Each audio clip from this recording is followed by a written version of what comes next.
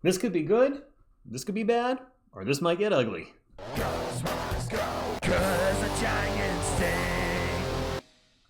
What is up, San Antonio Spurs fans? Welcome to TSR Sports, and thought I'd do something a little different today. I've seen some NBA YouTubers react to their past draft takes, report cards, whatever, and I was like, you know what?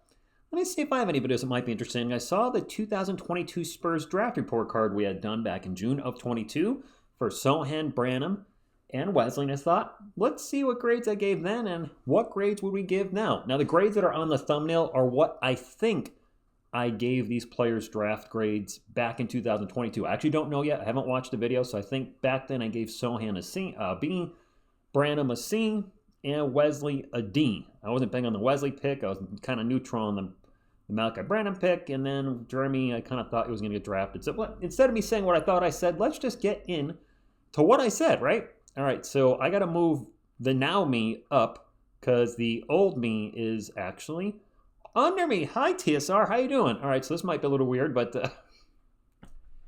we're going to do it for better, for worse. All right, let's get into this. Let's start off with the 9th overall pick, Jeremy Sochan. Pounding the Rock gave him an F-. No, that's F for forward. All right, so Jeremy Sochan, I did a video on him if you want to get my thoughts. He is a project who has a high floor but room to improve. All right, we're going to skip all the reading of the text, so we don't need to hear all that. Great offensive tour de force. I want to get my opinions and thoughts on this. I'm giving this an A-. Actually, I like this. A B plus, big time. So Pounding the Rock gave this pick a B plus. I'm giving this an A-. Actually, I like this. With the players that are available on the board, I gave this an A- in 2022. Wow. I did not see that coming. And I think I'm about to go into, I know Jalen Duren was available, and I wanted Duren at the time. Okay, I can see where these are fun because all right, let's continue it. I'm giving this an A-. Actually, I like this. With the players that are available on the board, Jalen Duren was a player I wanted the most. If they didn't go with him, Jeremy Sochan was my next pick. And I think this is a great pick for the San Antonio Spurs. Again, we desperately need a power forward. Needed some size out there. We get crushed on the boards on a regular night. Being an elite. We get crushed on the boards on a regular night. The more things changed, the more they stayed the same. That hurts to hear that. Rebounder, and also reading that he's a very good offensive rebounder, maybe one of the best in the draft class. He is our best offensive rebounder. Well, that with Jakob Poeltl. Hey, that's we're gonna grab some boards. My question, Spurs fans, is he going to start? This is the 9th overall pick, our highest pick since Tim Duncan, which tomorrow is the 25th anniversary of Timmy being drafted, by the way. Oh. Does he start? Yes. Does Doug McDermott, if he's still on the team, does he start for the time being? Then Jeremy Sochan eventually gets put into that role. I can't see him going to the G League. For the love of Spurs Nation, don't send him to Austin. He didn't. He didn't go to Austin.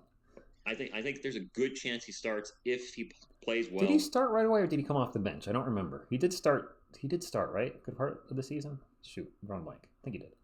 In camp and in the preseason. Up next, our 2nd overall pick. All right, so let's pause it here. So regrading this draft, I would give the Sochan pick. I wouldn't give it an A-. I would give this a B. I still think he has a lot of potential. He's only 21. And in his defense, he has played 2 seasons out of position in a row. There was point guard Sochan and then center Sochan. Not helping him develop as a player. He is having his most efficient scoring year this year at 54, 34, 70 shooting splits. And he seemed to develop a chemistry with Wemby before he got hurt at the start of the season. So I still think Jeremy's one to hold on to. Let's get on to the other guys. Malaki Branham, I had graded this. I think I gave this a C back then. I have no idea what this is. Pounding the Rock, I think, probably, right? Yeah. At number 20, Malaki onto the C paint. All right, let's move ahead to the grade. 20 in Atlanta. This is a great value pick for San Antonio, as Brandon was projected to go slightly higher than 20, and I did read that it was possibly a lottery pick from other sites. But he fell a few picks due to teams taking chances on more boom or bust prospects like I'm looking at the grade. I know I was going to listen to this, but I'm looking at the grade they gave it. 19-year-old Spurs fans will provide the Spurs with an injection of scoring, something the team desperately needed at time last season when Dejounte Murray went to the bench. That's a fact. When occasionally went out of the game, the lead. I'm in shock. What did I give? What the heck did I give this? Wow. Went with it. Now, they don't give us a lot about Malaki, so I did see a little blur from The Athletic that put up a little concern. I don't know a lot about him, so again, drop a comment if you followed his career in college at all. Malaki projects as a good enough scorer to at least carve out a bench role in the NBA because of the shot making. So, great shot maker. But the lack of burst plus lack of defense and Oh, the lack of defense! One of the worst defenders in the NBA. his inability to make an impact if his shot isn't falling does create enough cause for concern. Yep. So offense, no defense, and no impact if his shot isn't going down. That's what he is. Holy crap, that they called it. That's what he's become with us. No defense and no impact when his shot's not going down. Wow. That Bryn Forbes 2.0. Look, I'm not trying to troll, but when I read that, I thought Bryn Forbes, when his shot was going in, made a huge impact on the floor for I'm the laughing Spurs. at myself. I'm a nerd. But if that shot wasn't going in, he was a liability on the floor. Because not only was his offense not cooking, but he didn't bring anything on the defensive end of the Oh floor. my God. This is literally Malaki Branham, what I'm saying right now about Bryn Forbes. This is Malaki Branham. This is frightening. So is this a similar player? A lot of people thought this was a good pick, though. Listening to ESPN last night, they thought this was a great pick. They gave this an A- on Pounding the Rock. I'm not as big of a fan of this pick based on who was still on the draft board. I still like it. I gave this pick a B. And then our last. Dang it. I gave that a B. Well, let's talk about this pick. He's one of the worst defenders in the league, as mentioned. Walker Kessler was available. We had Jakob Poeltl and Zach Collins at the time. I don't remember if Charles Bassey was on the roster as of yet. Poeltl did have a contract situation, but his contract was coming up for renewal, and maybe the Spurs should have had the insight to maybe draft the big. Kessler would have been fantastic, but of course, hindsight's always 2020. Branham did show flashes last season of being very capable. I remember when he had a 4-game stretch. Of course, I looked this up, but he had a heater stretch, and I looked it up. 20.3 points per game on splits of 53, 58, 92, and I thought he turned a corner. And at some point, I was actually really excited about this kid because look at this crap. And this is ready for the Spurs fans. Nope, not that one. Not that one. This one. Look at the title of the video. San Antonio Spurs, Malaki Branham, steal of the 2022 draft. I don't know what I said in that video. I don't know if I want to. I'll put a link to it. And this is where I'm actually having fun looking at the takes that I had. And wow. Anyway, back to Branham. He did start 61 games for us. So he did show some usefulness his first 2 seasons, give or take, for better or for worse. I'm going to give the pick a D-. I don't know if I already said D-. My mind just went when I saw that thumbnail and how embarrassing it is. I said he was a steal of the draft. So D- for Malaki.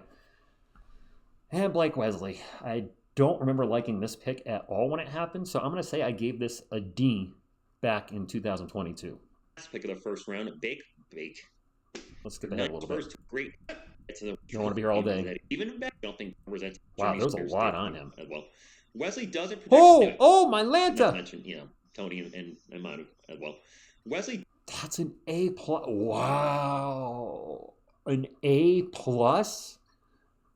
So did we get like A pluses from everybody for the 2022 draft? Because now, fast forward a few years, nobody's giving this draft an A. He doesn't project to be much of a playmaker and may find it hard to score against contact early on in his NBA career due to his light frame. Also, defensively, he could struggle against bigger wings due to his size. To get Blake Wesley at 25 is phenomenal value for the Spurs, and after taking 2 safer prospects with their first 2 picks, it was nice to see them swing for the fences with their third. This is where I'm in the most disagreement with Pounding the Rock. And again, I don't know a lot about him, only one I'm reading here today, but it's another 6'4" guard. It's actually 6'3", I believe. Probably 6'4" with shoes. Yeah, we were drafting a lot of players. Devin Vassell, Kelvin Johnson, Malaki Branham, Blake Wesley. A lot of those guys that are the 6'3", 6'4", 6'5", 6'6" range. Castle's even in that range. Yeah, we like drafting players that are, average, below average height in the NBA. And again, based on who was available on the draft board, EJ Liddell was still sitting there, and I thought for sure we were going to grab him at 25. He dropped out of the first round. Was top 20 pick. Top 20 done anything? Pick. My apologies. I am very tired. A+ for them. I'm actually giving this a C. And my goodness, I hope Okay, I gave it a C back then. I thought I gave it a D. So I was I being generous during this draft? I'm wrong.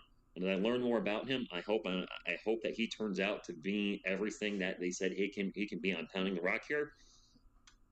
I'm not a huge fan of this pick. Now, it should be noted there's one player that's not mentioned here. The San Antonio Spurs, with the 38th pick, did draft Kenny Chandler and immediately shipped him to the Memphis Grizzlies for future considerations and some straight cash I homies. don't know what happened with that dude. So whatever. I don't know what the heck the point of that pick was. Let's get into Blake. I'm skipping here. Let's look into Blake Wesley. How would I draft this, or how would I grade this today? Well, he is extremely fast in transition. When there's a breakaway, fast break, he's off and running. Good luck catching up to him. He's a pretty good defender, maybe a little undersized for today's NBA, but still a good defender, and I believe he has a pretty good wingspan for his height. He has only started 4 games for us in his career. I mean, Branham was a bust. I mean, we never really think of bust that when you're talking about picks this late in the first round, but Blake has really contributed very little to the team, and it hurts me to say this. I'm going to give this an F just because either we didn't develop him right, didn't put him in a position to succeed, or just he wasn't the guy, but Brandon contributed very little. Malaki contributed even less than that little. So I'm going to give this one an F, and I would not argue with you guys at all if you said Branham is an F too. Maybe I'm being generous with that D-. At this point in time, I think we're probably good with the video here. Well, you know what? Let's watch. Anyway, my overall grade for this draft is I'm giving it a B. However, I do feel that as the draft progressed, I like the picks less and less, and I hope I'm wrong. I agree with that. Okay, so that would actually, that makes sense. As you get later in the draft, the picks are going to get worse. What would I give this whole draft today? Would I give it a B? No. I'd still believe in Sochan, Branham, and Wesley. I've already talked about, so maybe I would drop the overall draft grade down to a C. And I think I'm going to stop it there and now start giving my 2 cents and talk to you guys about things here. Let's put old TSR back down where he belongs. Ooh, I'm flying down on the bottom corner. Is that usually I use a little space like that? That kind of usually where I am? Hope so. I don't know. All right. Blake Wesley, Malaki Branham. I hate saying this, but they look like they're probably going to be expendable with the additions of De'Aaron Fox and Stephon Castle. They aren't playing. Both players are averaging under 10 minutes a game. Spurs may keep one if Chris Paul doesn't return or retires. But we also have a lot of draft picks coming up. We have 2 first-rounders in the upcoming draft. I think, do we have 2 second-rounders still too? I don't remember. Maybe it's just 1 now. Maybe we traded 1 away. I don't know. This was a draft I remember being excited about when I saw we had the 3 first-round. I'm like, 3 first-round picks in 2022. And it hasn't quite worked out the way that we wanted to. Jeremy hasn't developed as quickly as I would have liked. We can certainly point the fingers at the Spurs for maybe hindering that development a little bit, or maybe point Sochan and center Sochan once he gets into his natural position will pay off in the long run, starting next year and moving forward. The other 2 guys just have not developed at all, and it sucks because I really was rooting for both of them. This was different, Spurs fans. Is this something you'd be interested in me doing? Because I actually enjoyed doing. I didn't think I would enjoy doing this, but hearing my takes on this, and then I wish you had listened to a little of what Pounding the Rock said about Sochan. You can always go back and watch the whole video, I suppose. If you want to see the old draft grades. But I was interested to hear how some of the opinions and concerns were actually spot on.